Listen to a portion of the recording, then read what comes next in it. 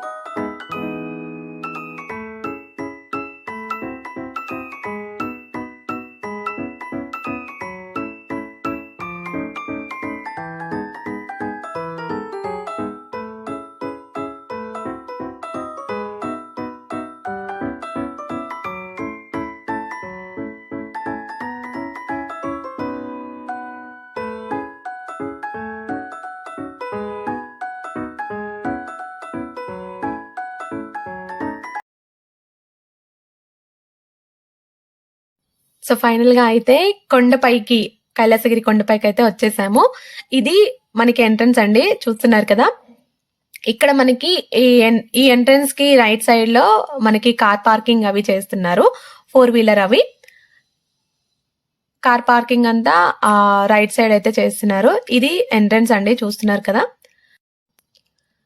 కైలాసగిరి వైజాగ్‌లో చూడాల్సిన ప్లేసెస్‌లో ఇది కూడా ఒక మంచి చూడాల్సిన ప్లేస్ అని చెప్పారు. అండ్ నేను కూడా రావడం ఇది ఫస్ట్ టైమ్.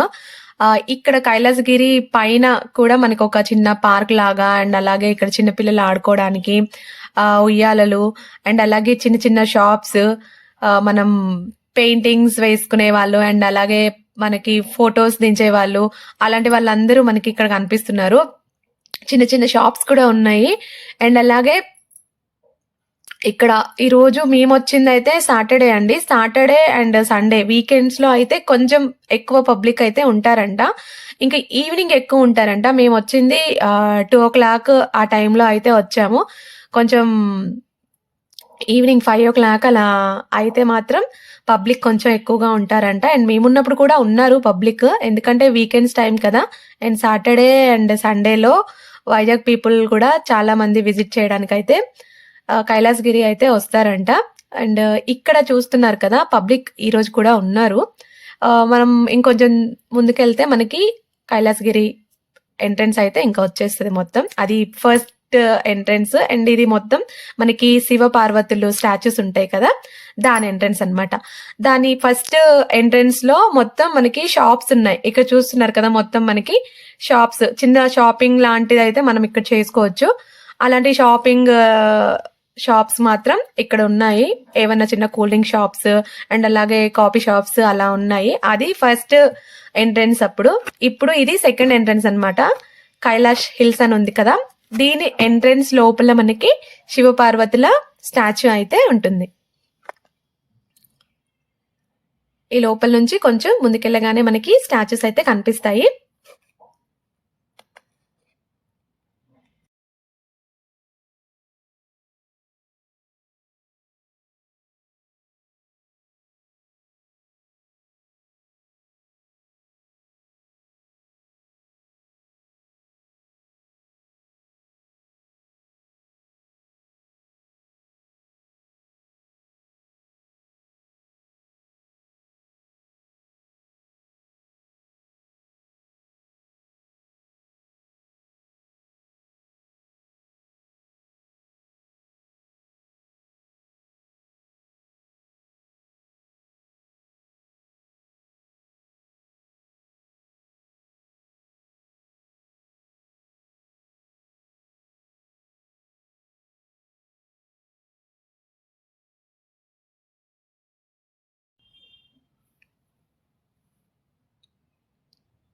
ఫైనల్‌గా మనం స్టాచ్యూస్ దగ్గరికైతే వచ్చేసాము. చూస్తున్నారు కదా!